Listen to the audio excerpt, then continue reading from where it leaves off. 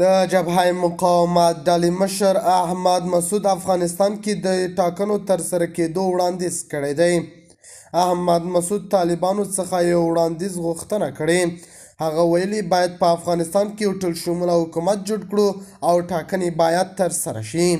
د طالبانو ځواب ته په تمه دی. د خرابات ټي وي چینل درنو لیدونکو سلام، ستړي مشئ، وخت مو بخیر.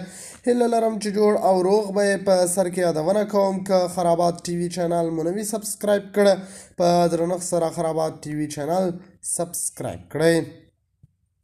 د طالبانو مخالف مشر احمد مسعود وایي یوازې انتخابات کولی شي چې افغانستان له سیاسي بحران نه وباسي، حتی که په دې انتخاباتو کې طالبان بریالي شي. د جبهه مقاومت په نوم دغه جبهې مشر دا خبره پرون د تاجکستان په پلازمینه دوشنبې کې د هرات امنیتي کنفرانس د 10مې غونډې په پای کې وکړه.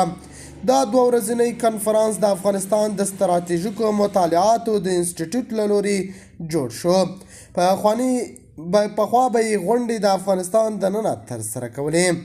دا انسټیټیوټ وایي چې د دې غونډې هدف د افغانستان د نږدې 50 کلنې جګړې د علتونو ښه پوهاوی و، د خبرو اترو د فضا ایجادول، او دا هڅه ده چې د افغانستان سیمې او له سیمې ورهاخوا د چارو د کتونکو او پالیسۍ جوړونکو ترمنځ فکر اجماع رامنځته شي.